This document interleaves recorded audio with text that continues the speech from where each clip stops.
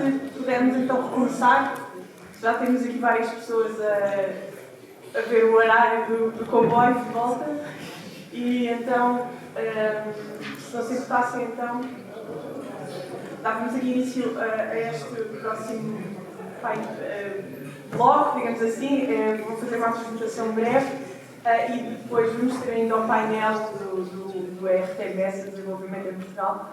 Penso que vale a pena também ficar para esse último painel. Os colegas da ERA, pronto, vamos avançar sem eles, não é? Então, tal como eu referi há pouco, e como o Pedro Mestre também referiu na apresentação dele, no fundo, nós certificamos infraestrutura, fazemos obras e fazemos modificações e melhoria na infraestrutura, com o objetivo, obviamente, que as infraestruturas entrem ao serviço e comecem a fazer serviço de passageiros e de mercadorias. Então, é neste contexto que eu vou falar um bocadinho de uma coisa que o Pedro Mestre já falou anteriormente, que tem a ver com a certificação, e é até o tema da sessão de hoje, é como é que tudo isto resulta numa entrada em serviço da infraestrutura. Então, nós chamamos, já repararam, o termo que está na legislação é instalações fixas. Portanto, em termos mais latos, costumamos falar de infraestrutura, mas infraestrutura, provavelmente a IP chama via a infraestrutura, mas os subsistemas que estão na legislação e nas especificações técnicas de interoperabilidade e na diretiva de interoperabilidade, os subsistemas relacionados com as instalações fixas são a energia, o CCS, que o colega David também apresentou, o controle, plano de sinalização de via, também existe a parte embarcada, e a infraestrutura. A estes três subsistemas correspondem as respectivas especificações técnicas de interoperabilidade. Portanto, ao subsistema energia há uma ETI específica da energia, ao CCS de via corresponde uma ETI específica do controle plano de sinalização, ao subsistema infraestrutura correspondem 3 ETIs, portanto a ETI infraestrutura, a ETI das pessoas de mobilidade reduzida, portanto das acessibilidades e, quando aplicável, da segurança em túneis. Estas ETIs e a legislação europeia responde, e agora é aqui um tema um bocadinho controverso, falamos sempre de interoperabilidade, mas na verdade os requisitos europeus e que estão na diretiva, o que está escrito na diretiva é que os subsistemas têm que responder aos requisitos essenciais. Os requisitos essenciais são a compatibilidade técnica, a segurança, a fiabilidade e disponibilidade, a saúde, a proteção do ambiente e a acessibilidade. Portanto, no capítulo 3 das várias ETIs, vocês vão desses requisitos, quais respondem, a que requisitos essenciais respondem. Em termos de tipos de intervenção, o Pedro Mestre também já falou há pouco, a legislação diferencia 4 tipos de intervenção na infraestrutura. Já agora, no material circulante, também se aplicam estes conceitos. Portanto, um novo subsistema é uma implementação de um subsistema num local onde ele não existia. Por exemplo, uma linha do Minho que não tinha eletrificação, já existia a infraestrutura, já existia a linha, já existia o serviço, mas o subsistema energia é novo nessa linha, porque não havia subsistema energia nessa linha. Portanto, é um novo subsistema.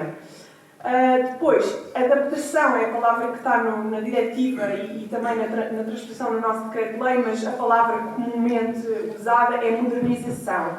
Modernização é uma modificação importante, o Pedro já explicou o que é importante, portanto eu vou passar esse conceito, mas que o que nos rege aqui um bocadinho para perceber se é importante ou não é que melhora o desempenho global do subsistema. Uma renovação é também uma substituição importante, portanto, que não é no âmbito da manutenção, mas que não altera o desempenho global do subsistema. Depois, na modernização, também acho que há aqui um aspecto importante referir, que é há uma alteração no processo técnico que acompanha a declaração CE de verificação. Já vamos um bocadinho mais à frente perceber o que é que são estes processos de declaração da verificação CE. No âmbito da manutenção, é um âmbito diferente, portanto é um âmbito de rotina de manutenção preventiva ou corretiva que aqui no campo das ETIs não tem, portanto, aplicação. Agora, isto são exemplos, se calhar vou passar um bocadinho à frente, depois vocês ficam com os slides, porque também já estamos a ficar com pouco tempo. E eu queria fazer a parte em que vocês também vão ter que trabalhar, porque vocês estiveram aqui sentados o dia todo e agora vamos tentar perceber se vocês perceberam bem as explicações do Pedro Mestre. Então, vamos ter aqui um momento, um bocadinho uma brincadeira, porque também já é final do dia. Eu peço-vos então que tirem os vossos telemóveis.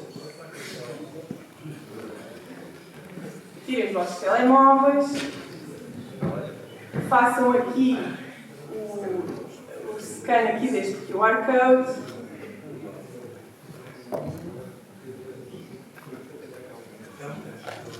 Vamos fazer um teste.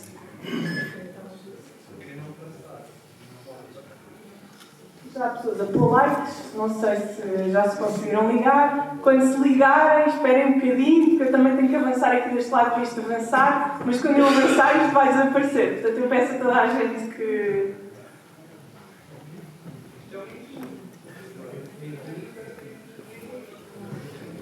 O Mentimeter não é mentiras, já estou a ouvir aqui comentários da plateia. O Mentimeter é uma brincadeira que vamos aqui fazer todos, para ver se vocês não adormecem. Os nossos patrocinadores ofereceram-nos aqui um bom almoço e um bom coffee break, portanto temos que manter a plateia acordada. Já está tudo? Deixa-me só dizer uma coisa. Isto é absolutamente anónimo. Vocês podem se inscrever como cartas botas, ninguém vai ver o que vocês estão a responder. Força, Pedro. Sim, claro. É interessante e eu agradeço-te imenso que tenhas mostrado essas definições da diretiva. Agora não pode faltar atrás, não? Deixa estar. Deixa estar. Não, mas isto é importante. Mas o teste é sobre isto.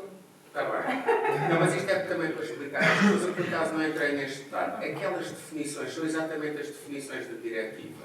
E como são definições polémicas, que têm várias interpretações, aquilo que se fez, ou seja, neste aspecto, eu preferia que tu fosses a primeira, e eu viesse a seguir e tivesse dito, isto levantou muita polémica, o que é maior e menor e não sei o quê. E então, ao nível do subsistema em particular, o que tentámos fazer foi, no caso da energia, vamos considerar que o major, ou seja, que a modernização pode ser considerada quando temos um aumento de velocidade principal. Certo. No caso da energia. Certo. Nós teríamos mesmo que falar destas definições, porque quando elas são polémicas e eu percebo que pode haver várias interpretações, mas no final do dia alguém vai ter que decidir é preciso ou não é preciso. E é nesse papel que nós estamos, eu e os meus colegas, e tentámos encontrar aqui também critérios para que fosse claro para a IP quando é que precisam e não precisam de quê. E é disso um bocadinho que eu também vou falar e depois dizes-me se estamos de acordo ou não. Porquê? Porque há algum espaço para interpretação, mas depois, pronto, na vida dos projetos temos que decidir o que é que acontece com o projeto. É preciso, não é preciso autorização, verificação CE. Portanto, vamos falar um bocadinho. Essa era a ideia de nós falarmos aqui um bocadinho sobre isso. Obrigado. Boa. Então vá, já estão todos ligados. Pronto. Agora vamos à primeira pergunta. Temos 56 pessoas, 58 jogadores, 60. E então, atenção. Que tipos de intervenção ou intervenções necessitam sempre de uma autorização de entrada ao serviço? Um novo subsistema, já ouvi que era muito fácil. Espero que essa pessoa seja da IT. Modernização, renovação ou manutenção. Boa. Então, 58 pessoas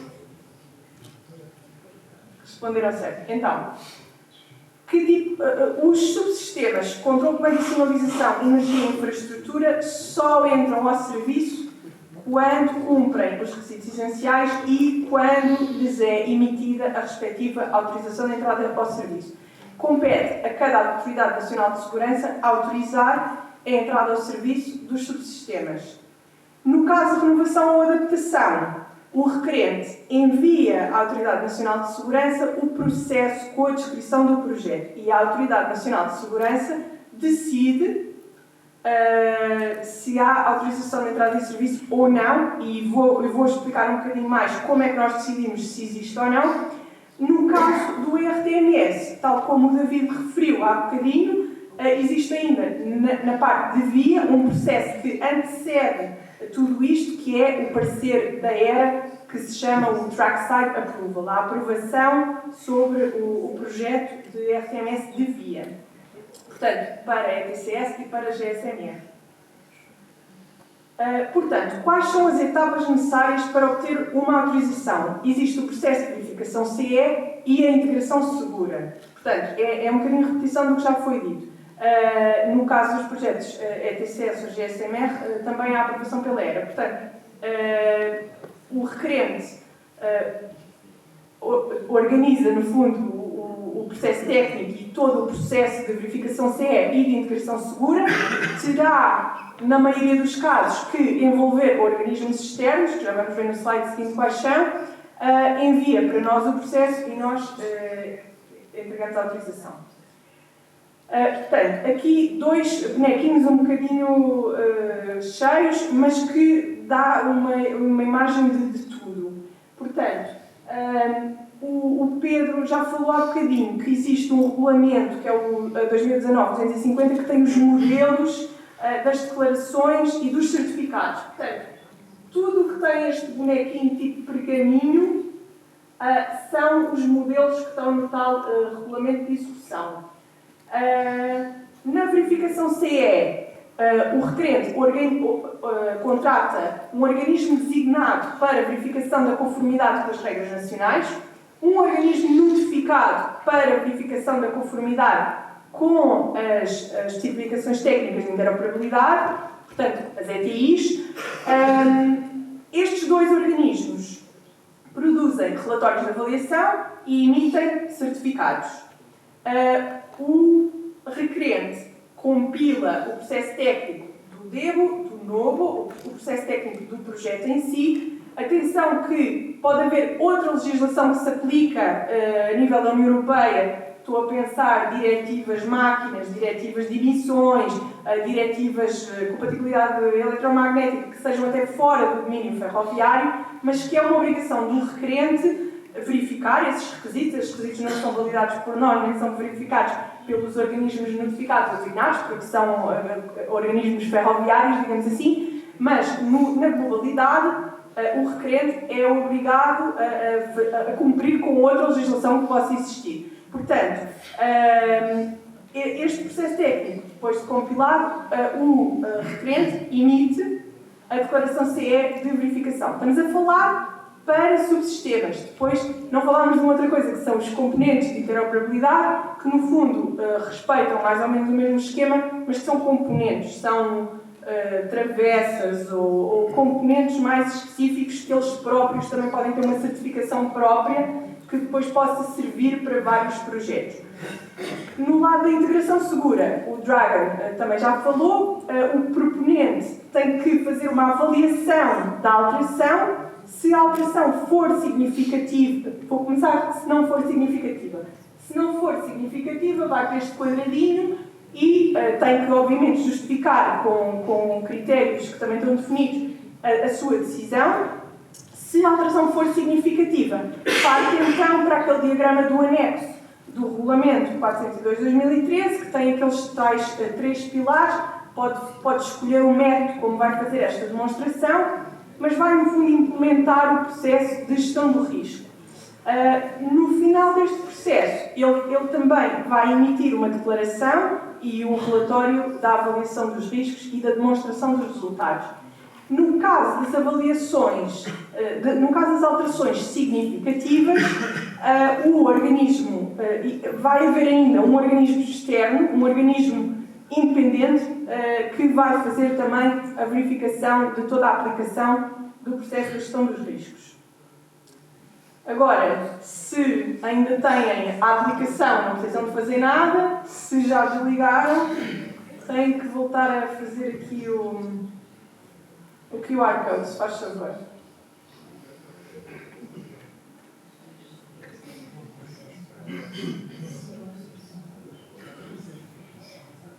Já não vejo telemóveis no ar. É porque está muito pronto. Então, quando é que é necessário o processo de verificação CE? Quando é necessário uma atualização para novos subsistemas, para modernizações, para renovações ou para manutenção.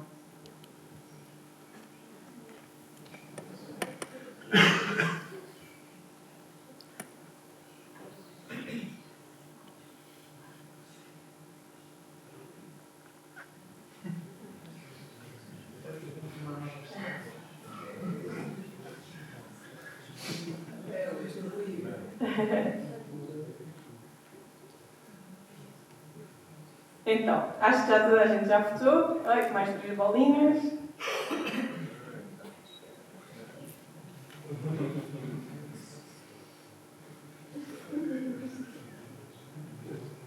Pronto, temos 59. Perdemos um jogador. Há bocadinho voltaram 60.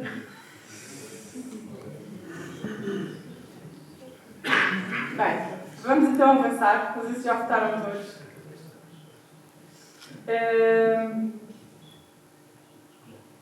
Não há maneira de perceber, porque isto é escolha múltipla, portanto não há maneira de contar aqui 60 bolinhas. Porque pronto, pode haver mais do que uma resposta. Foi? Então, preparamos aqui esta tabela que é mais fácil e vamos por cada tipo de intervenção. Para um novo subsistema, é sempre necessário a autorização de entrada em serviço e é sempre obrigatória a verificação CE. Para uma adaptação, portanto, uma modernização ou uma renovação, o pedido de autorização de entrada não é automático que seja necessário uma entrada ao serviço. Por nossa parte, uma autorização de entrada ao serviço da parte da ANSF. Então, quais é que são os nossos critérios de decisão? Os nossos critérios de decisão também estão definidos na legislação e eu vou-me focar só no primeiro e no último. Se o nível de segurança global do subsistema puder ser afetado, é aqui uma indicação para nós que provavelmente vai precisar de uma autorização de entrada em serviço. Se houver alteração nos valores dos parâmetros do subsistema que já está em serviço, também é um dos critérios para nós de decisão de autorização. No que respeita à verificação CE, no caso da modernização, mesmo que não haja lugar a uma autorização de entrada em serviço da nossa parte, há alteração do processo técnico, por definição, porque uma modernização é uma alteração que... Olha, o Pedro está contente. Ok. Eu depois conto-vos uma história, porque quando eu fui trabalhar em 2012 para Bruxelas e fui a uma revista de trabalho da Comissão Europeia e tinha que explicar o que é que eram as ETIs, ou que iam perguntar a mim o que é que eram as ETIs, eu fui à REFE. E o Pedro era uma das pessoas que lá estava a explicar o que era uma ETI. Portanto, agora devolvo o conhecimento. Então, no caso da modernização, como por definição da modernização há uma alteração no processo técnico, mesmo que não haja lugar a uma autorização de entrada em serviço por parte da Autoridade Nacional, a verificação CE é obrigatória, porque houve uma alteração no processo dos organismos externos e no processo, no fundo, no bilhete de identidade da alteração, no bilhete de identidade do subsistema. No caso de uma renovação, a decisão, existe também uma decisão nossa se existe lugar à autorização ou não, e no caso de haver autorização, então é obrigatória a verificação CE. No caso de não haver autorização, entramos nos critérios do artigo 6º e do artigo 7º, que o Pedro também referiu há bocadinho, em que, grosso modo, se vai analisar se há uma alteração num parâmetro fundamental e os parâmetros fundamentais estão definidos nas ETIs. Finalmente, o caso da manutenção é o mais fácil, não é necessário pedir autorização, não é necessário verificação CE. Está ok? Ou é confuso? Está ok, boa. Vamos avançar. Estes são só o exemplo dos modelos. Eu queria só frisar que os modelos de declaração CE de verificação, que tem que ser assinado pelo requerente, que isto no fundo é um compromisso, uma responsabilidade do requerente, em como cumprem com todos os requisitos essenciais e que fizeram o processo de verificação CE, existe uma diferença para subsistemas que são novos, ou mesmo que não sejam novos, que já tenham tido uma declaração CE no passado, ou aí há um modelo diferente para aquele caso de infraestruturas que são muito antigas, que já estão ao serviço, que sempre estiveram lá, mas que nunca tiveram uma declaração CE porque nunca tinham sido modificadas no período em que estes pacotes ferroviários passaram a existir. Finalmente, duas notas. Ligada à autorização de entrada em serviço, existe a necessidade também de submeter tanto os certificados como as declarações numa base de dados da ERA, que se chama ERADIS, que tem muitíssima informação e entre os quais os certificados e as declarações CE. Também é assim para os veículos e para a infraestrutura. Finalmente, já falámos bastante do RINF esta manhã, o RINF é também uma ferramenta, quando há uma alteração na infraestrutura, tem que se alimentar, digamos assim, essa informação também no RINF para os operadores terem conhecimento. Então, agora já só temos 19 jogadores. É a última pergunta. Temos 42, 46...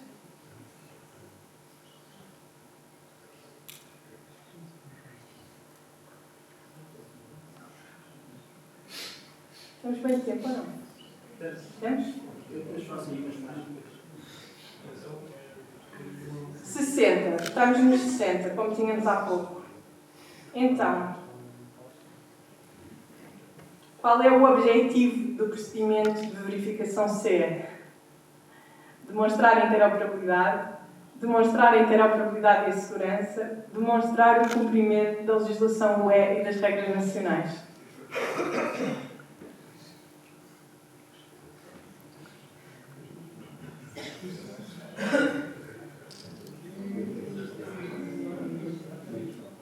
Então, vamos ver se temos aqui o vencedor.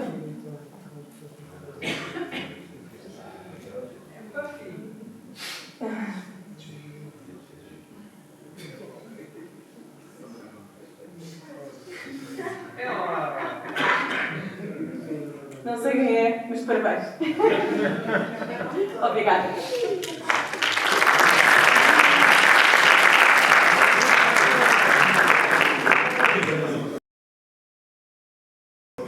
Muito obrigado, Amélia, pela apresentação. Nós agora vamos entrar na parte final desta workshop. Vamos começar. Isto foi feito por propósito. Nós, quando falámos da parte da alta velocidade, deixámos a sinalização para o fim. Mas creio que também vai ser bem interessante agora, porque vamos ter aqui um painel. Mas creio que há uma apresentação antes disso tudo da IP. Vai falar um bocadinho sobre a estratégia para a internet em Portugal, aqui de vendas, que podem fazer essa apresentação. Obrigado. Bom, boa tarde a todos. Chegamos aqui a esta hora, está tudo feito, deixar uma sinalização para o fim e meter a pressão. Nada de novo. Eu gostava de começar a minha apresentação com 3 agradecimentos. O primeiro agradecimento em nome da IP ao convite que foi endereçado pela MT, ERA e Sérgio Fontes, a professora Pereira. Portanto, é que agradeço a todos. Dizer que nesta intervenção atenção, eu não usei inteligência artificial, não usei sites GTP, usei o contributo dos meus colegas da IP, do IMT, de todo o setor ferroviário, portanto, a quem agradeço que permitiram a compilação deste plano. Dizer também que sou novo nisto e que agradecer que não me façam perguntas muito complicadas de ir para o final. Ok. Seguinte.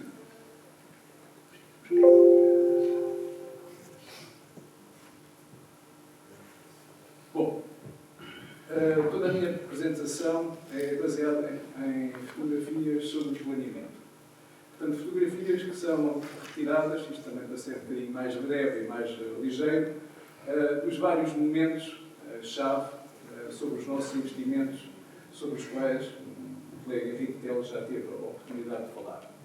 Portanto, de acordo com o que foi estabelecido com o Regulamento 2024, de 13 de junho de 2024, nós temos um conjunto de objetivos. E esta é a fotografia final a atingir. Portanto, é aqui que nós queremos chegar.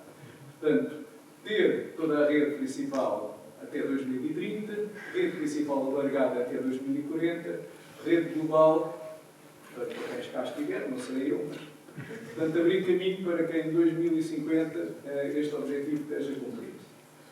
Portanto, esta perspectiva tem, obviamente, em linha de conta as novas linhas.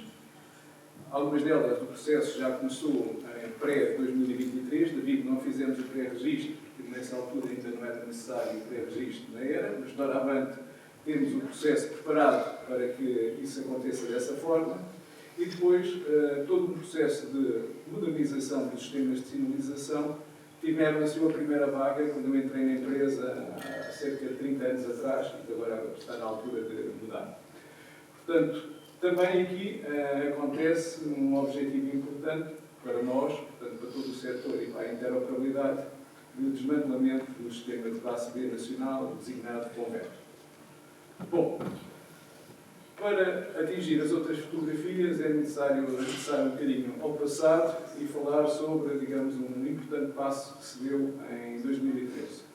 Portanto, foi criado, portanto, sob a égide do IMT, um grupo de trabalho que envolvia todos os players do setor.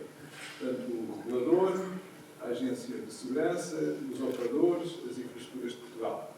Nessa altura foi definida uma estratégia, que eu assumo aqui de uma forma muito sucinta, que estabelecia que no âmbito de material circulante íamos adotar o ETCS e que, portanto, de uma forma provisória, para facilitar a migração, teríamos que ter um desenvolvimento de um SDN nacional à semelhança do que acontece em outras redes.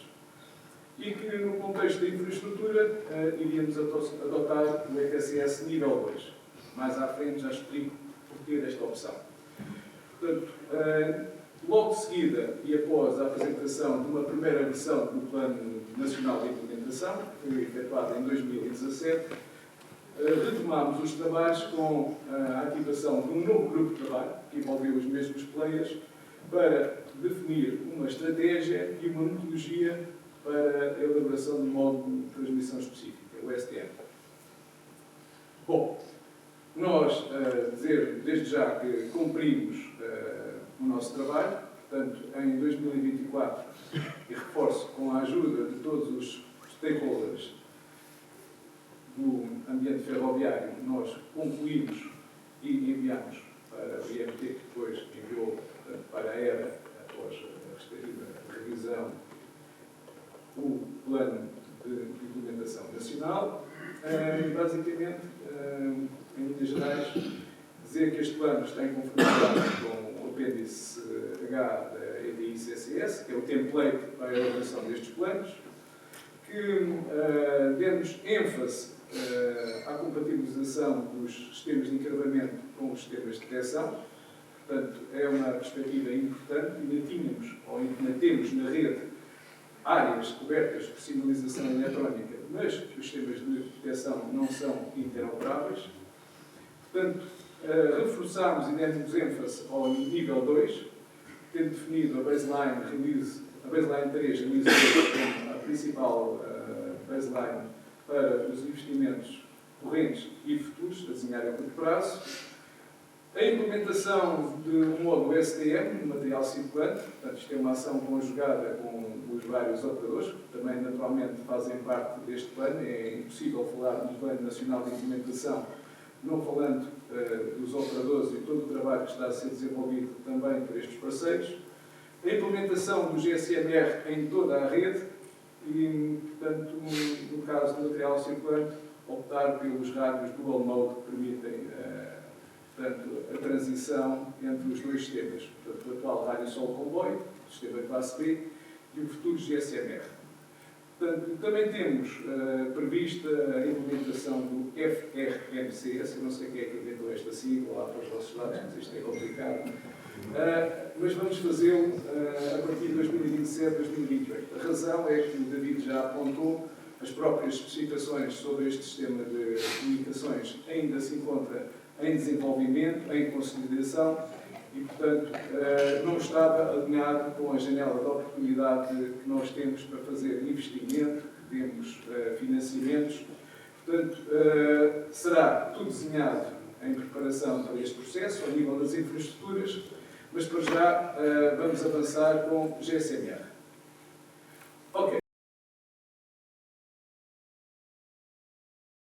Para 2026, que é já amanhã, e de alguma forma reflete todos os investimentos que estão em fase de conclusão do Ferrovia 2020. Portanto, basicamente, temos aqui, em termos de fotografia, dois corredores cujo processo contratual se iniciou anterior a 23 e que estão em desenvolvimento. Portanto, o Corredor Internacional Norte, Lugos, Beira Alta, e o Corredor Internacional Sul também está perspectivado. Há ali aqui uma pontinha da zona de Lisboa que corresponde à linha de Cascais, onde também vamos ter TTCS. Bom, mas aqui a figura é sobre sinalização. E sobre sinalização nós ainda estamos um bocadinho atrasados. Portanto, ainda há aqui um volume significativo de encravamentos que não estão, encravamentos leram-se, encravamentos eletrónicos e, em alguns casos, sinalização mecânica, que é preciso modernizar, que é preciso alterar. Portanto, o objetivo pessoal que tínhamos era que, com o Ferrovia 2020, tivéssemos zero encravamentos elétricos.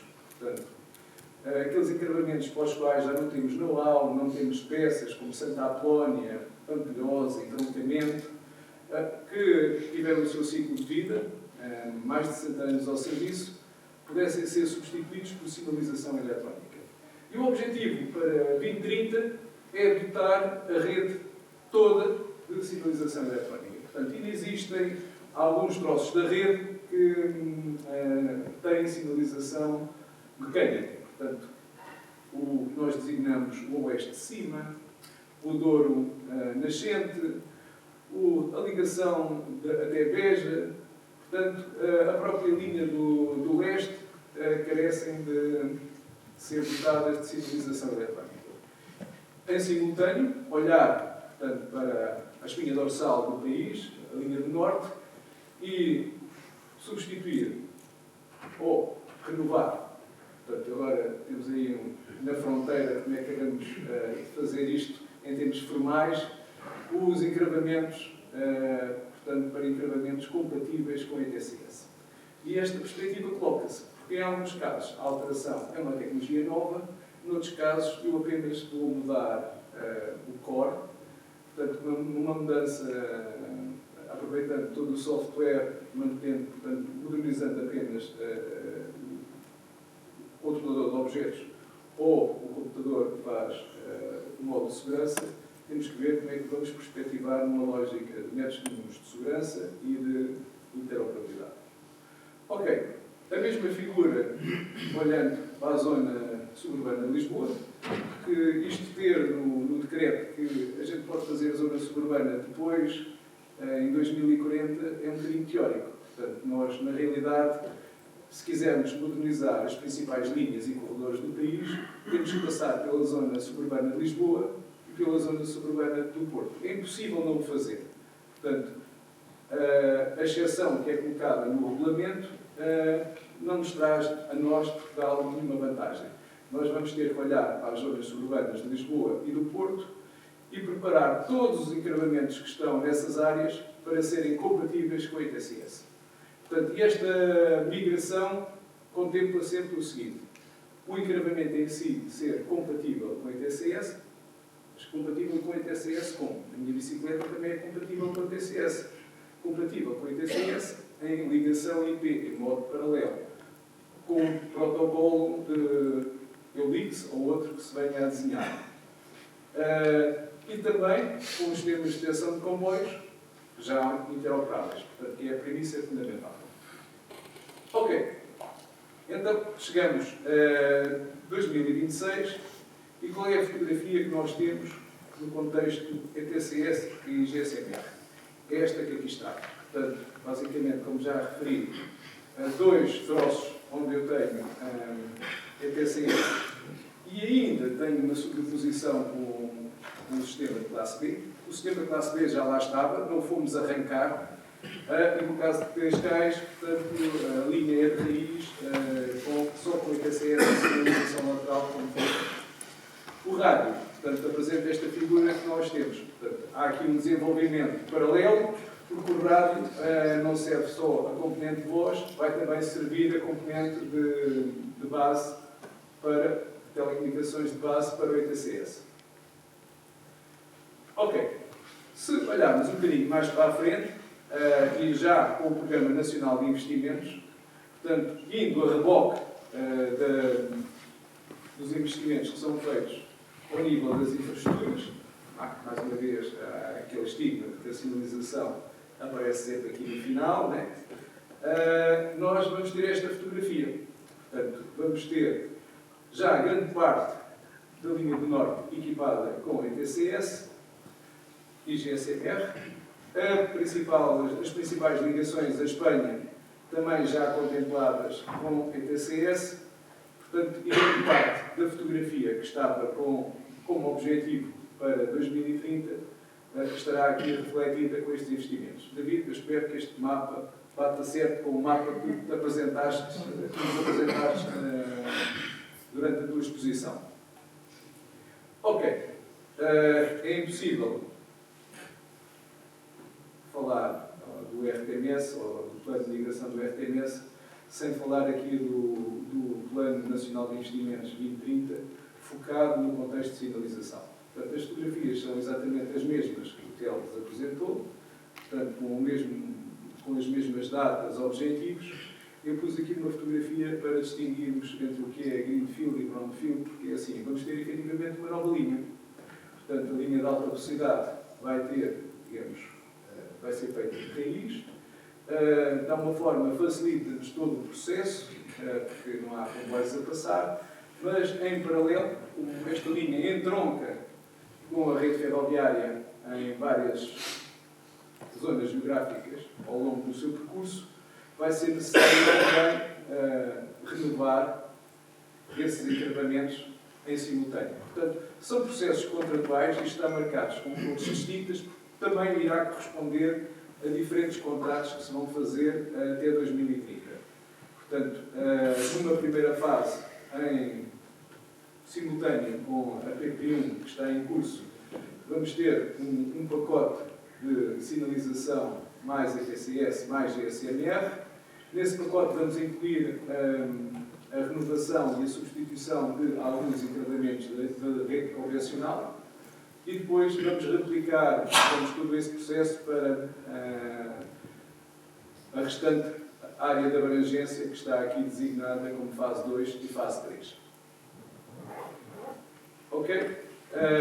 Esta ligação Porto-Valença ainda está em estudo, também está em estudo para a área de sinalização e telecomunicações. Estamos a fazer, digamos, as primeiras avaliações, estamos a ver como é que este processo se sobrepõe à rede que já existe, no que respeita às principais ligações existentes com a rede ferroviária nacional. Portanto, não tenho muita informação para vos dar aqui no pós-2032. Pronto. Se olharmos agora para a mesma perspectiva, mas para a rede convencional, portanto, é isto que vai acontecer à rede convencional. Em simultâneo, e ao abrigo do plano de investimentos 2030 com alta velocidade, estes serão os troços da linha do Norte que irão ser também intervencionados, quer no contexto da sinalização interpolidora, quer no contexto do ETCS com o nível 2 e a adoção do GSMR. Bom, este primeiro pacote já está definido, portanto, nós já temos um planeamento concreto, já está orçamentado, portanto, já sabemos quantos quilómetros é que vão ser, portanto, já temos, inclusive, em todo o processo de certificação, também já aqui gizado em tudo no nosso planeamento, incluindo, portanto, a comunicação prévia e a autorização prévia da AERA. Bom, e chegamos a 2032, portanto, que era, digamos, um marco importante aqui no nosso plano. Não vamos cumprir o 2030 em alguns aspectos, mas em 2032 esta será a fotografia. Muito próxima do que é o objetivo que nós tínhamos estabelecido com a entrega do nosso NIP que efetuámos há pouco tempo. Portanto, se olharmos para este mapa, já serão poucos, ou muito poucos, os equipamentos que não são compatíveis com ETCS. Portanto, a primeira etapa, que é uma etapa pesada, que é a preparação das infraestruturas de base da sinalização, estará concluída em 2032. Portanto, esta é, digamos, a fotografia que se tira à zona suburbana de Lisboa, para a mesma data, e esta é a mesma fotografia que se tira para a zona suburbana do Porto, para a mesma data. Portanto, se olharmos aqui, resolvemos os principais estrangulamentos que existiriam na zona suburbana de Lisboa e do Porto. Ok? Portanto, é esta a previsão final, englobando linha convencional e linha de alta velocidade, no contexto 2022. Portanto, é para isto que estamos a trabalhar ao nível da sinalização e das telecomunicações. Ok. É importante falar sobre alguns desafios que temos aqui pelo caminho. O primeiro caminho, o primeiro desafio passa por, face ao nosso desconhecimento e estarmos a entrar no processo. E quando digo estamos todos a entrar neste processo. Estamos a entrar em conjunto, como dizia o nosso colega João há pouco. Nós estamos com a Itachi, portanto, isto faz parte do Corredor Internacional Sul, para fazer uma verificação de requisitos, portanto, a ver que testes e cenários é que vamos desenvolver, portanto, e preparámos aqui um piloto. O piloto é um nome. Portanto, é uma primeira instalação onde nós vamos ver uma aplicação específica a funcionar sobre o produto Itachi e sobre a aplicação genérica Itachi que desenvolveram para nós, tendo por base a baseline 3 Release 2.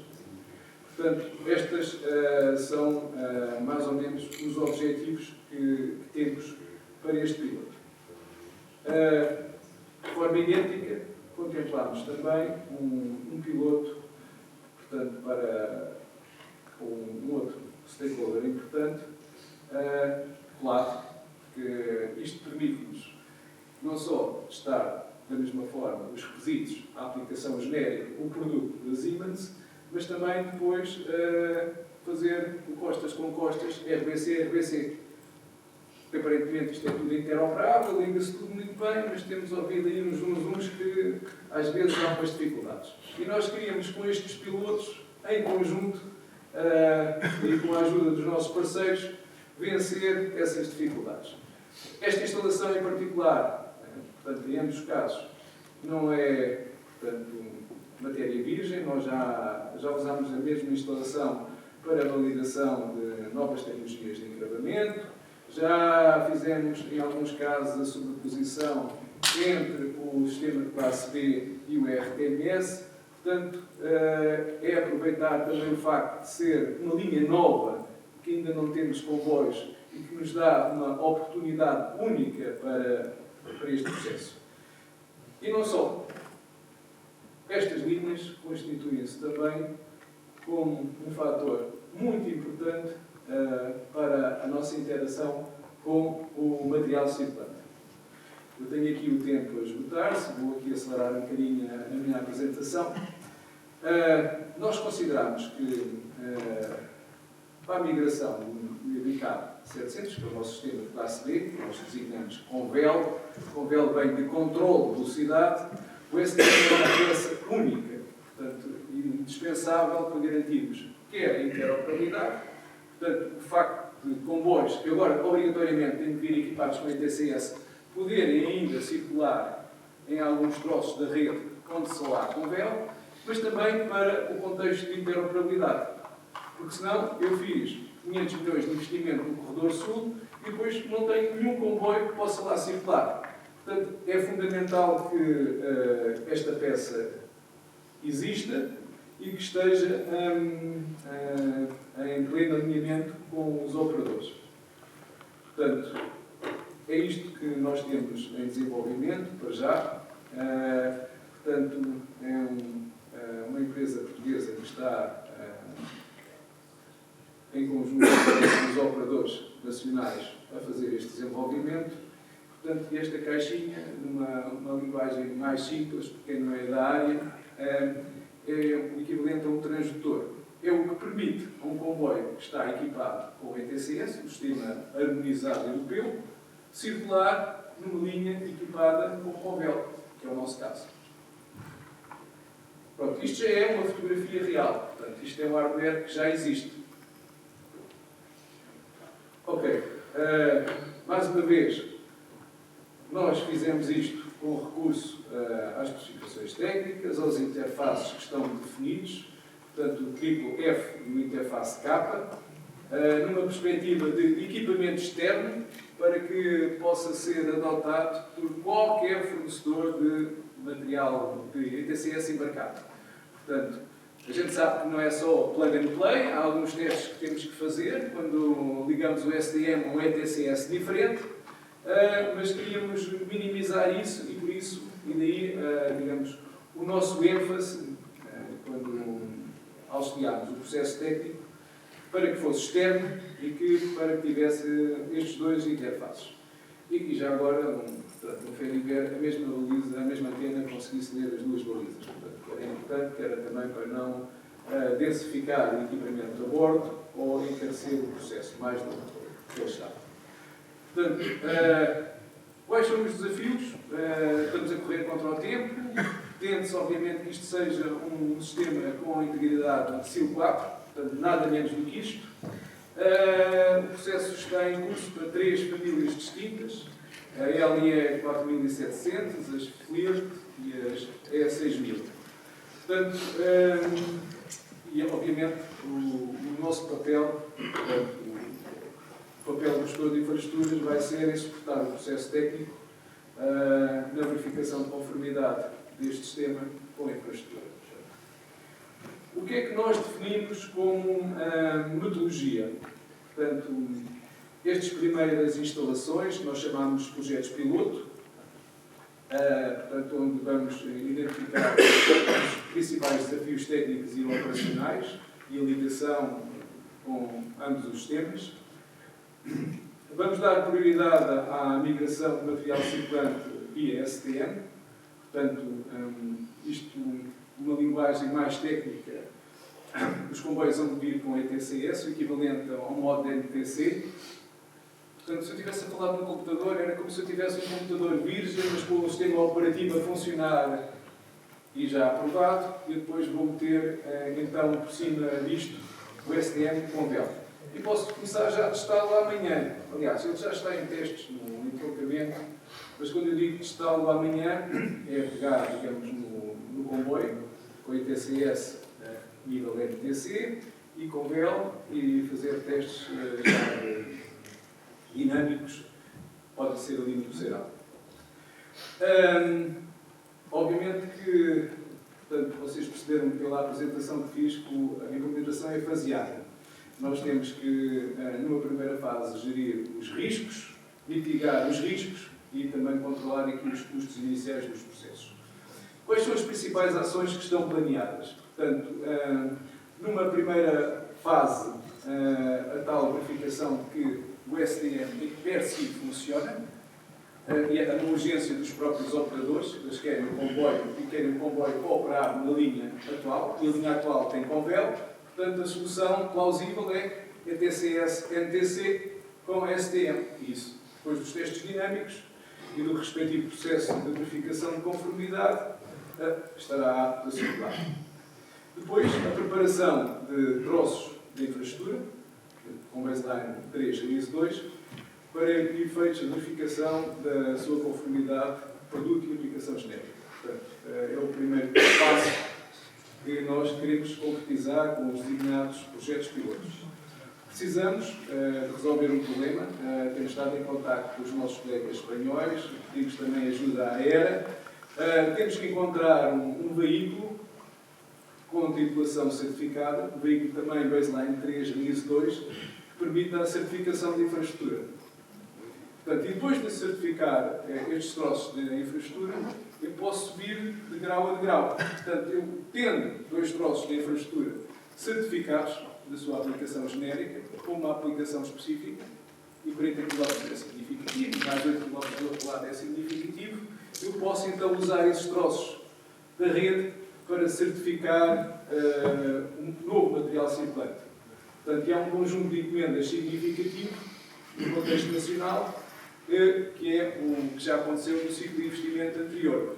Portanto, primeiro uma vaga de modernização de infraestrutura e depois uma fase subsequente onde vamos adquirir novo material circulante. Por fim, e para concluir,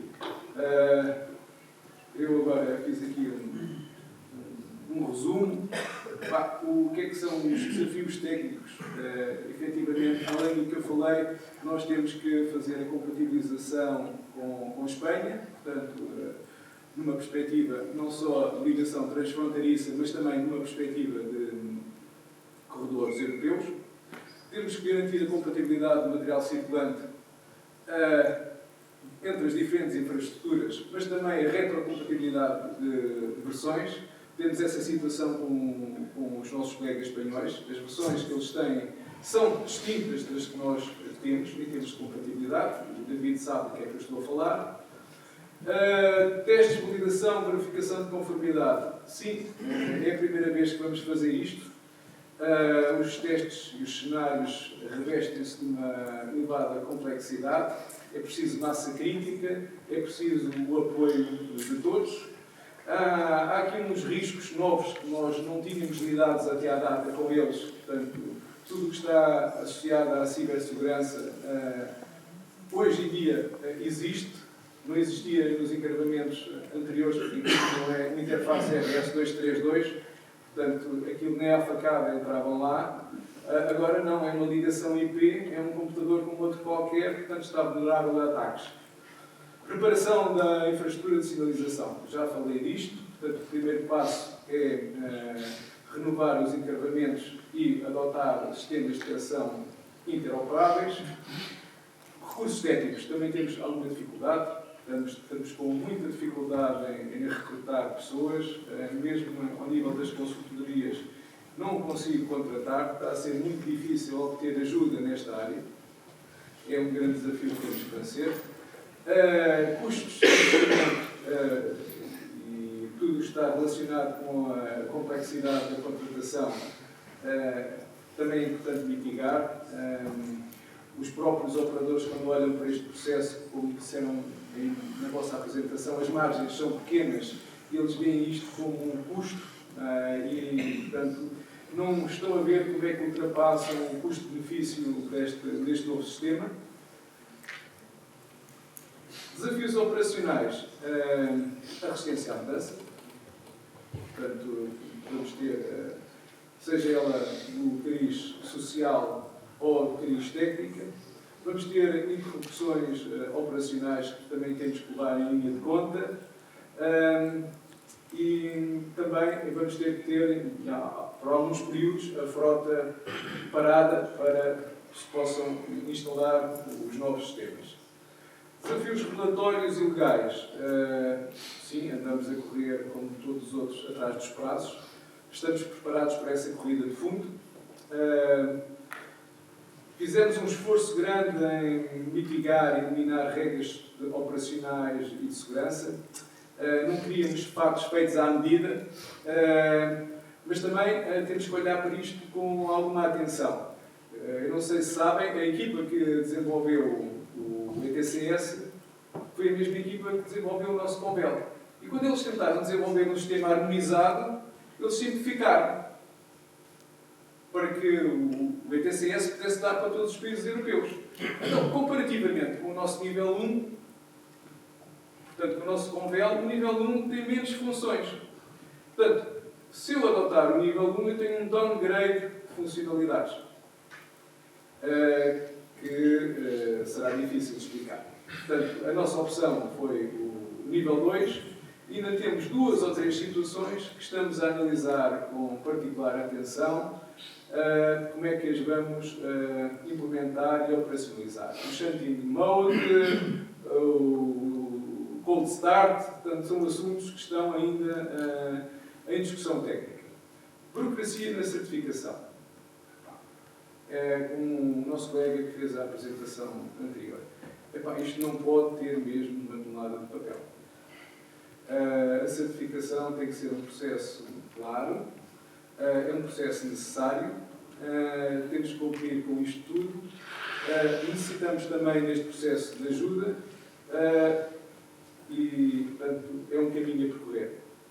Coordenação entre os vários, os diversos atores, é muito importante. Nós estamos já com um elevado nível de articulação, mas temos ainda aqui mais longe em conjunto. Portanto, eu, quando falo dos atores, há um conjunto de atores novos a envolver, que normalmente não estavam ou não participaram na discussão anterior, mas que são necessários envolver nesta fase.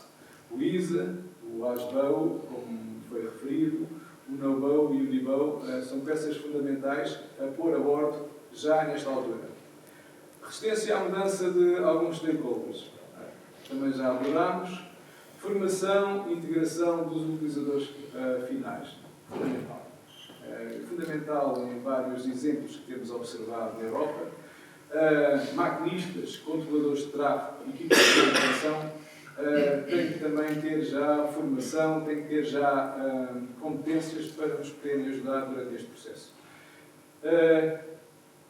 E para já, é isto que eu tenho para vos mostrar. Para quem não teve tempo de ver, eu passarei aqui as imagens muito rápido. A apresentação será disponibilizada, o meu contacto depois da apresentação. Qualquer coisa, liguem. Pronto. Fico agora disponível para perguntas. Não se esqueçam do meu agradecimento no início, que sejam perguntas fáceis. Não é? Obrigado, Fernando. Não te vás embora, convido-te a sentar-se aqui, porque depois vamos ter aqui um pequeno painel e muito rapidamente vamos ter 2 pequenas apresentações. A primeira da CP, do Vitor Martins Silva. Muito rápido, que é para depois podermos ter esta discussão final. E como comentário, uma apresentação bastante honesta do Fernando Vendas e que vai falar, agradeço-te imenso por isso. E deixo para ti agora. Obrigado. Força. Antes de mais, agradecer à organização do convite, que faz a CP, para apresentar a minha opinião. O Vendas já falou aqui muita coisa, eu vou passar rápido. Me disseram 5 minutos e, portanto, eu venho trazer aqui uma perspectiva só, um segundo, mais ou menos, a situação da CP, porque isso tem impacto na forma como nós vamos perceber a migração, ou não. Basicamente, não vou estar aqui atrás do nós temos uma frota envelhecida, certamente a mais envelhecida da Europa atualmente, portanto, não vale a pena. Eu tenho que dizer mais do que algumas daquelas. Já tenho que dizer que já também faço parte daquela mobília que está ali, não é? Mas pronto, estão a ver que os novos comboios mais recentes são os que estão aqui na difusores urbanos do Porto, são os OMEs, portanto datam de 2002. O CPA tem 3 ou 4 anos antes. De resto, a frota diesel é extremamente antiga, a frota de Cascais ainda mais antiga é. Está, como costumo dizer, preços por aranhas. Portanto, temos aqui uma frota velha, o sistema Convel, que é o nosso sistema classe B, que nos falou, está instalado praticamente em toda a nossa frota de escala larga, à exceção de Cascais, que é outro sistema de controle de velocidade, neste caso,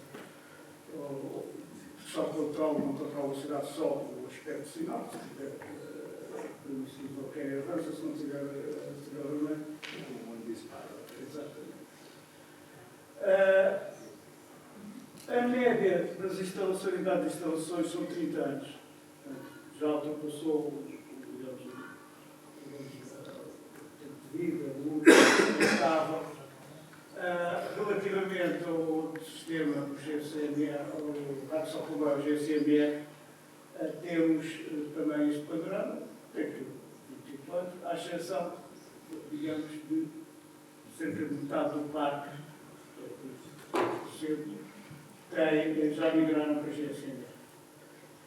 Já vamos ver o que é que migramos. Está em curso, este ano e o próximo,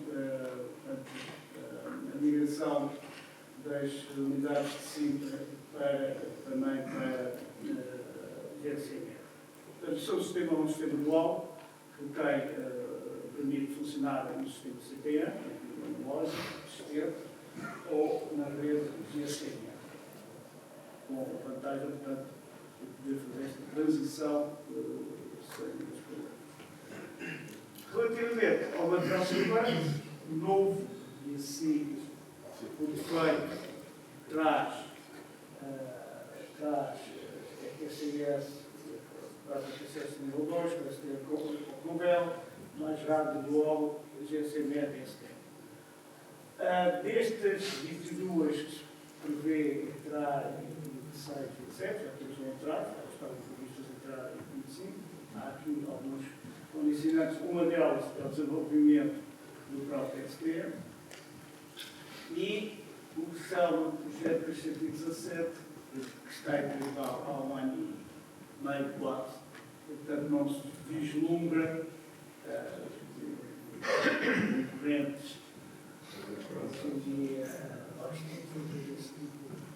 partidas, e realmente os Estados têm que encontrar mecanismos de defender destas, digamos, não é atitudes, mas, digamos, guerras que se estabelecem entre os próprios concorrentes.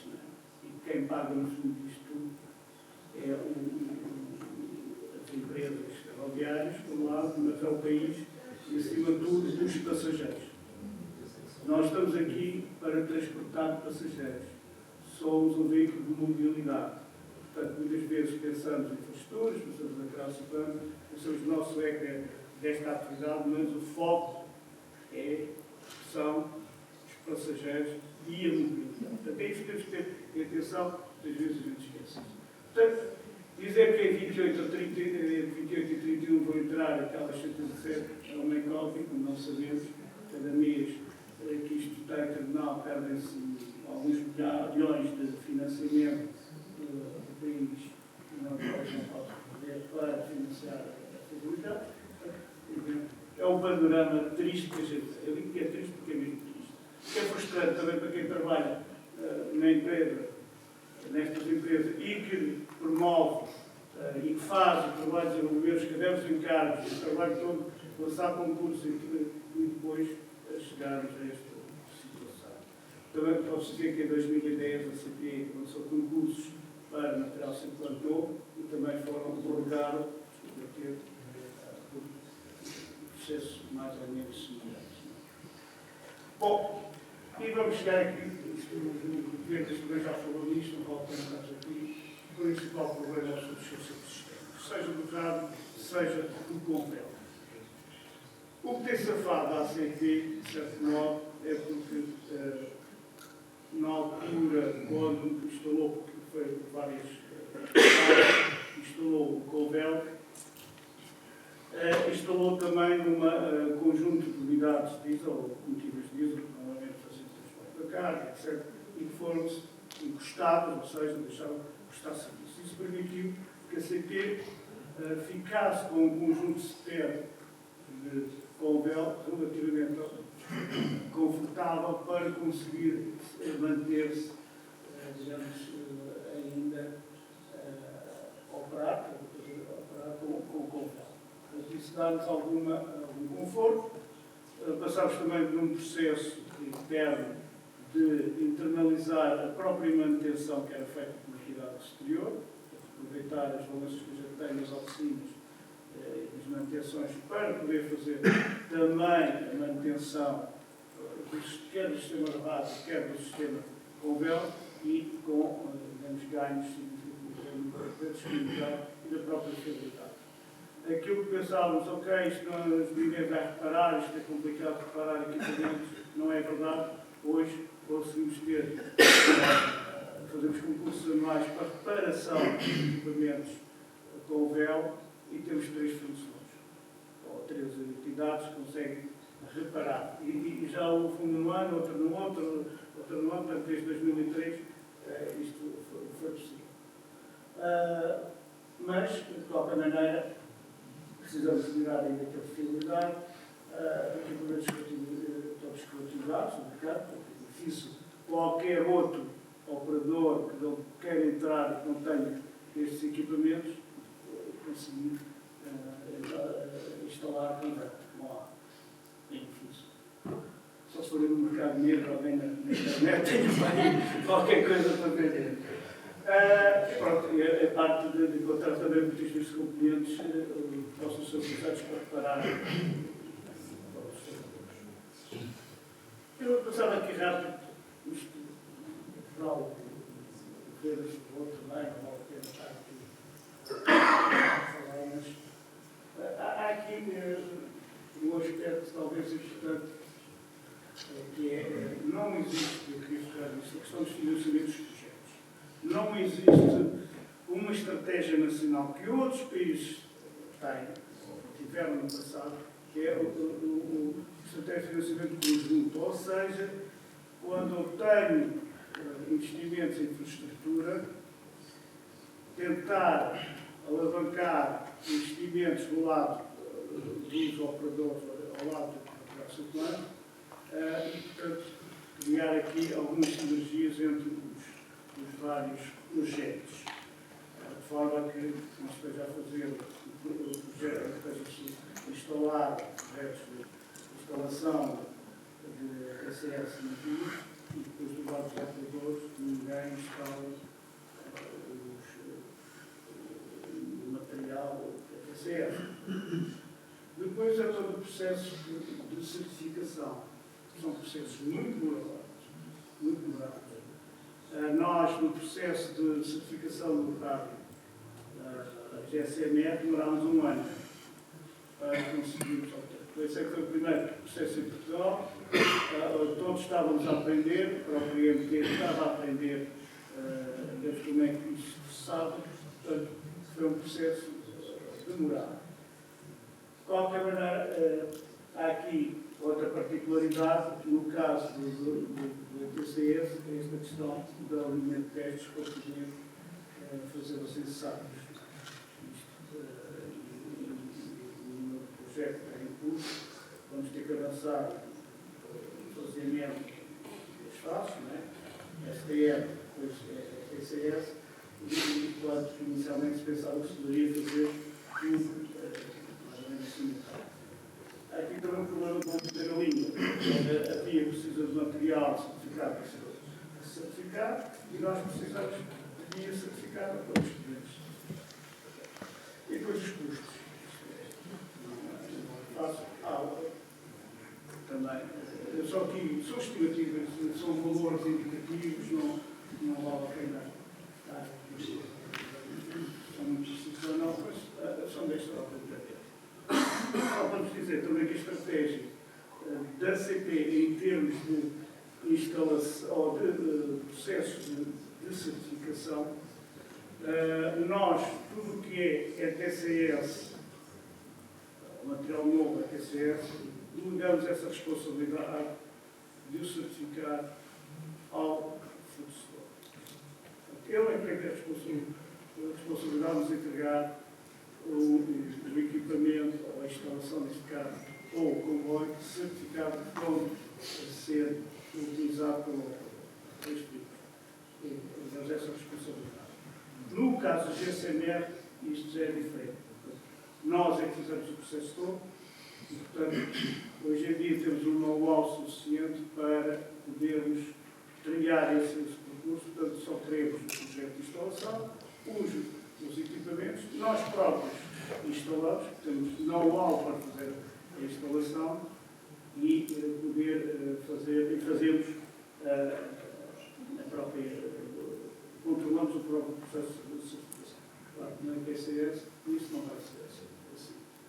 Bom, não me adianto mais, portanto, fico nesta mensagem e demorei um bocadinho.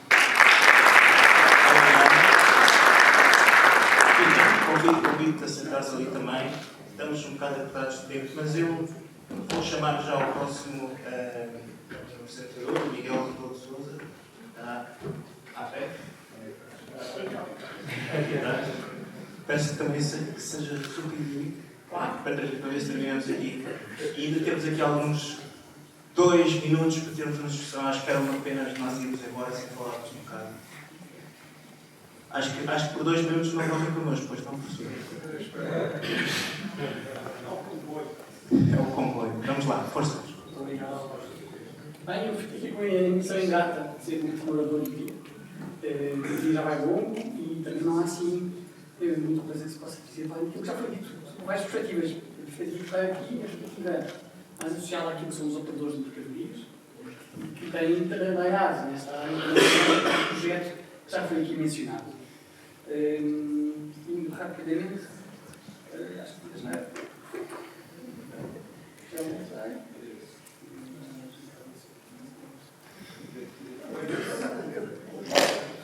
O que é que eu poderia aqui dizer? Com vela.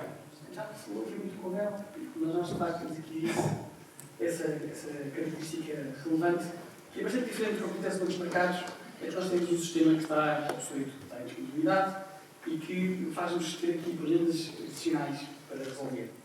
Nós temos níveis de segurança para manter, temos uma obrigatoriedade de garantir que novos comboios que querem entrar no mercado nacional têm que ter TCS, mas que têm que respeitar aquilo que existe a nível nacional normalmente instalado, e o que está instalado é o convênio, portanto temos que ter garantia de conseguir termos todas as condições de segurança a bordo. E o que é verdade é que não há convênio. Como há bocado, aqui está dizendo bem, não é possível comprar novos equipamentos de convênio, e por isso temos que arranjar soluções. E a solução foi procurar desenvolver um STM. Porquê? Porque não há STM.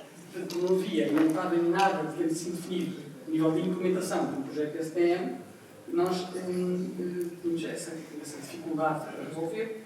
De outra forma, não teríamos novos comboios a circular em Portugal. Acho que isto é importante porque o que nós temos frota a circular em Portugal só pode aumentar quando tivermos uma solução de STM. Até lá, não vamos ter outra solução porque o próprio TCS não vai estar disponível tão cedo quanto possível. Tão cedo quanto isso.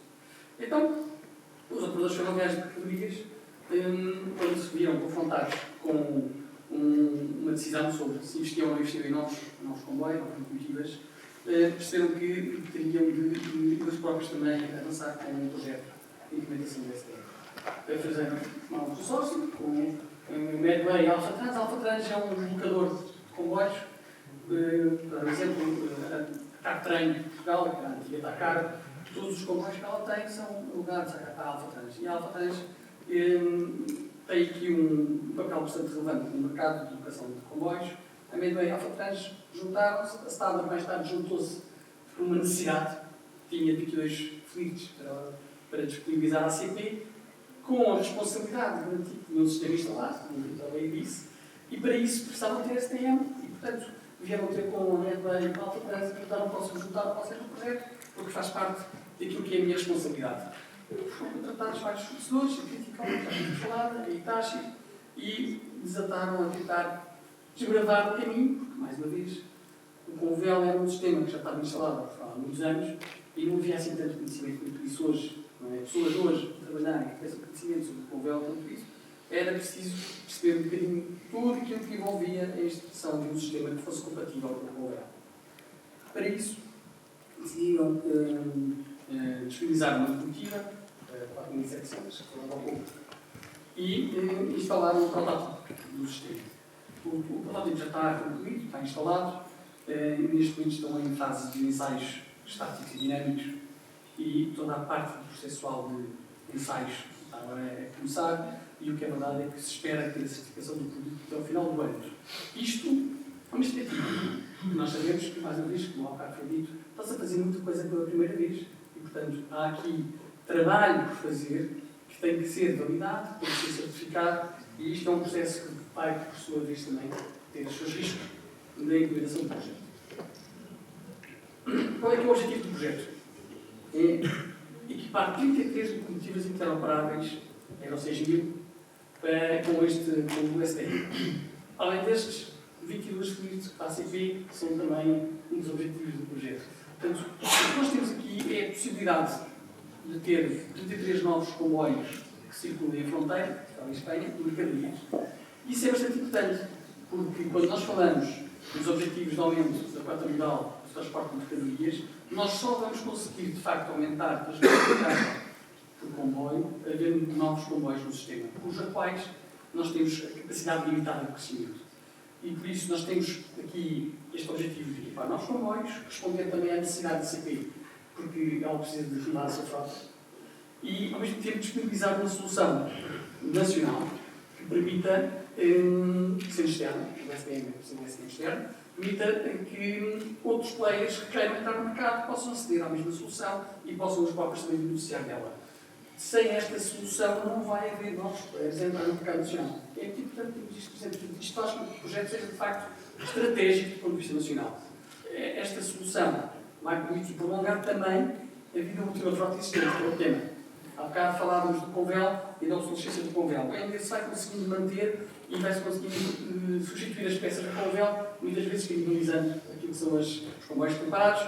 Das mercadorias não há assim tantos comboios preparados, portanto não é tão fácil. Se calhar, quando o que a CP está a conseguir fazer bem, mas uma coisa nós sabemos, se nós dizemos que temos um plano nacional de implementação que prevê que vamos ter Convel até 2040, 2050, eu estou focado. Nós temos que ter uma solução alternativa, porque senão vamos de repente ficar um dia confrontados com comboios e ficar parados por falta de solução. Portanto, o STM é aqui uma peça fundamental para podermos, no meio desta estratégia de implementação do RTMS, já podemos garantir que temos os comboios a funcionar. E pronto, eu só trazia isto. Não. Mas eu no fundo já disse isto. Não é? Já disse isto. E portanto, nós o que temos aqui de garantir é que, no caso de sentirmos necessidade de parar comboios, que o Plano Nacional de Implementação do RTMS avance o tanto quanto possível e que haja capacidade de o implementar, mas que também de o financiar. Porque nós, há pouco dizia aqui o Vendas muito bem, que os operadores brasileiros visto sendo um custo. Não, é um custo. Para os operadores, é um custo. Portanto, mas os operadores percebem que vão ter que fazer. Mas é mais fácil implementar um pacote de financiamento do que não o vento de todo. Porque não o vento de todo, a motivação é diferente. E não era apenas isso que eu queria dizer. Obrigado.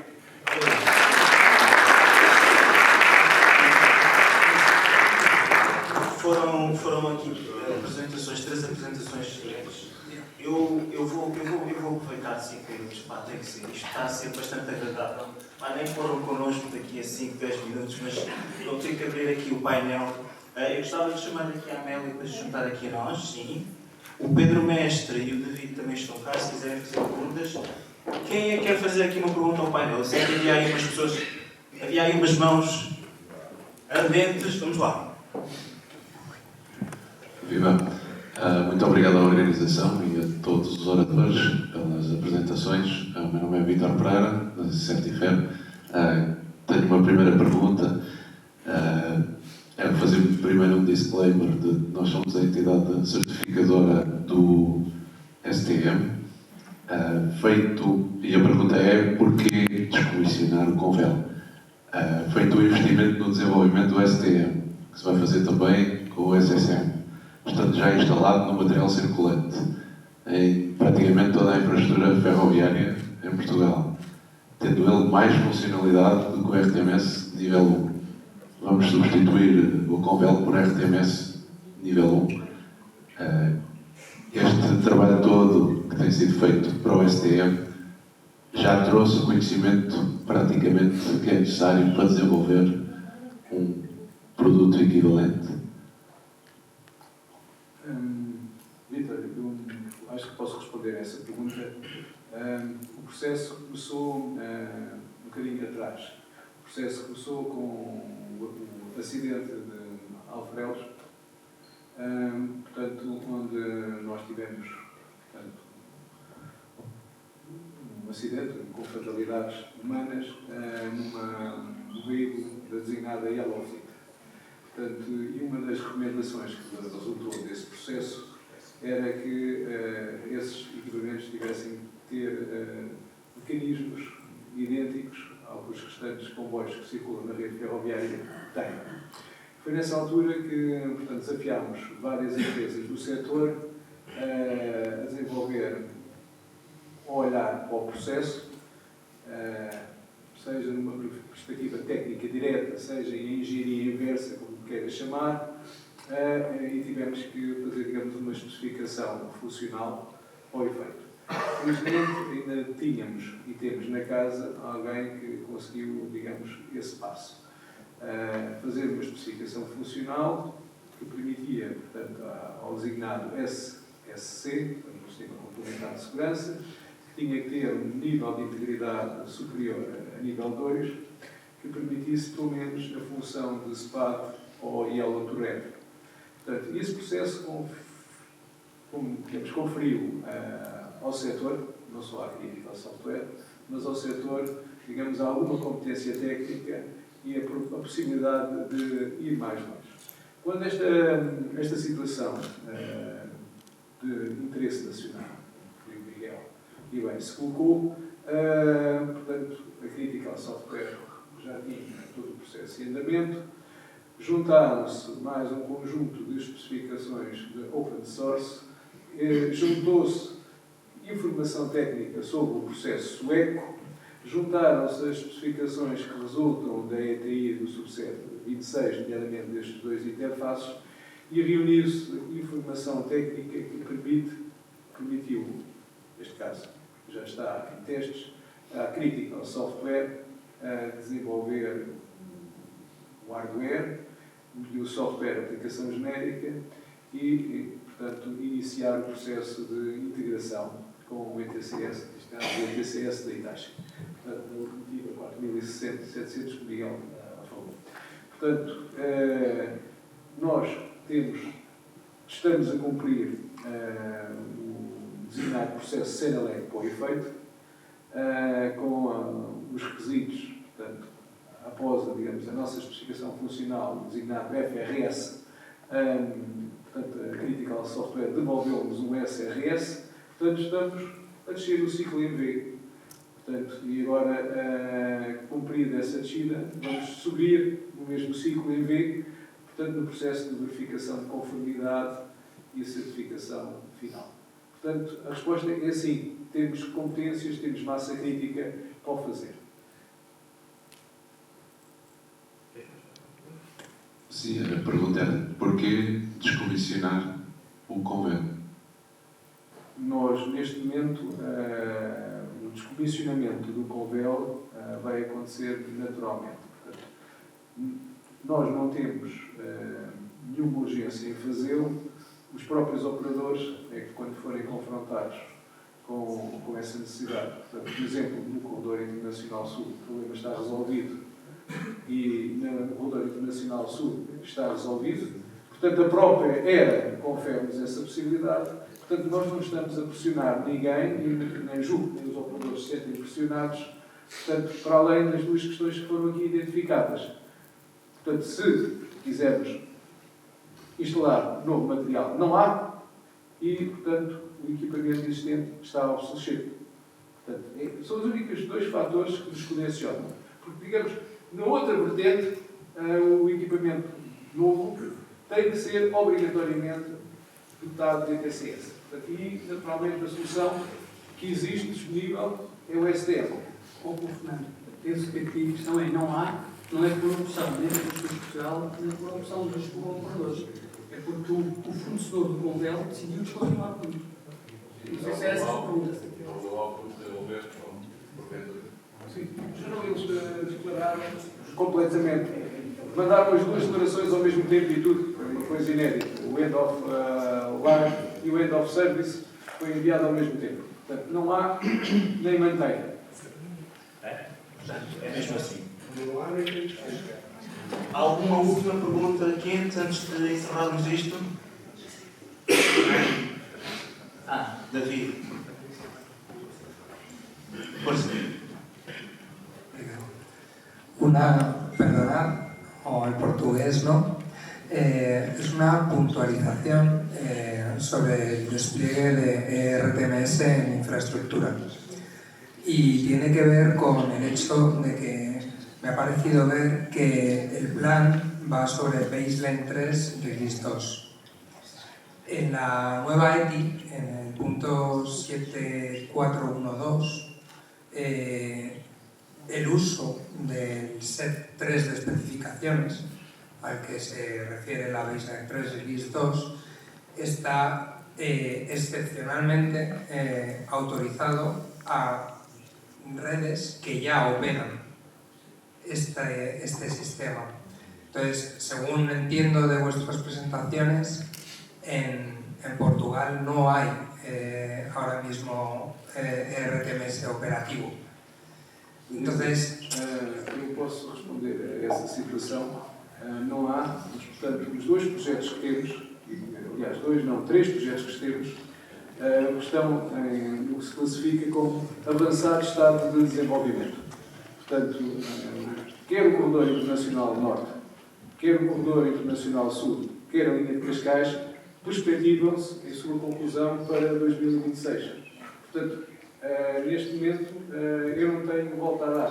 Portanto, tenho infraestrutura, comboios, todos diante deste padrão. Portanto, o Baseline 4 estará em avaliação para futuros processos, se garantida a retrocompatibilidade de versões. Bem respondido. Então é assim, estamos limitados por tempo. Eu acho que foi espetacular e o vosso feedback também. Aqui quero agradecer ao painel uma salva de palmas. Vais fazer um mandato rápido. Ótimo. Em primeiro lugar, é a resposta à Amélia, porque ela fez-me uma pergunta e eu não tive a oportunidade, se eu estava de acordo. Repare, eu não olhei o tarde. E, eu estou de acordo.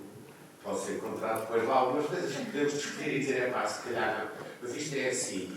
Fiquei francamente surpreendido, porque revela, acima de tudo, uma associação de responsabilidades a nível nacional que não é fácil ter. Isto é o Pedro da Agência a falar, está bem? Não é o Pedro de Portugal. Não é fácil ver porque não é fácil ver e sentir que as autoridades nacionais de segurança querem assumir a responsabilidade de autorizar. Foram 2 anos de discussão só sobre aqueles 4 conceitos que puseste ali. Percebes? Porque não se quer ter o trabalho, não se quer ter a responsabilidade de autorizar. E realmente eu vejo aqui como que é a nossa leitura. E eu estou muito contente, Pedro, da Agência dos Parabéns. Dou os parabéns também às pessoas e ao país nesse sentido, porque eu vi o nível de maturidade das questões levantadas e da discussão proposta muito elevado. Há de facto questões em que se coloca a era, eu pergunto isto à era, é perfeitamente natural. Eu respondo muitas vezes, atenção, que a era está fora disso, mas há determinadas confusões que são naturais que sejam feitas e que ocorram. Por exemplo, a Area System Authority no RTMS. Portanto, questões que são válidas, sobre o RTMS é quase a meio do oráculo, vá lá. E então, tem algo a dizer sobre isto. Por exemplo, sobre outros subsistemas, não. Portanto, é perfeitamente natural que o governo diga, então, olha lá, porque é que, no que diz respeito a isto? Porquê? Porque o âmbito das responsabilidades estão fora. Mas estamos aqui já a falar num nível muito superior. O nível da discussão aqui hoje foi realmente bastante elevado. E então era a mensagem que eu queria, pelo menos na parte que me toca e no meu ano, que era isto que eu queria deixar aqui primeiro. Obrigado.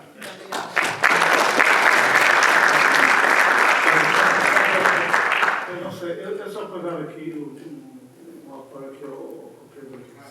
Em Portugal, nós começamos esta discussão das ETIs entre CP, ENEF, na altura, do TRIG, há 20 e tal anos. Portanto, isto já, em conjunto também com a normalização, as caras que eu vou ver, ainda bem que há caras novas, que a gente vai ver que.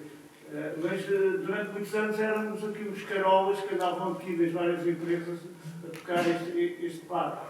E é bom a gente chegar aqui e ver ao fim destes anos que isto já está a um nível, um patamar muito mais elevado, que as pessoas hoje têm consciência da importância das próprias ETIs e como é que os processos se têm que organizar, que organismos começarem a existir. Outros organismos em Portugal, eu também fui um dos fundadores da APNCF e fui seu presidente durante 3 anos. Não havia nada, não havia um organismo notificado em Portugal para esta área. E foi um trabalho árduo, mas conseguiu-se montar. Hoje, felizmente, há outras entidades como organismos notificados, ou prestam serviço de Visa, da Lisboa, o que for, portanto, não existia no passado. Portanto, o país cresceu nesse sentido. A pena é que não se tenha crescido noutras áreas, nomeadamente nesta parte do material circular, e continuarmos aqui ainda com o material de há 30 anos. Olha o comboio.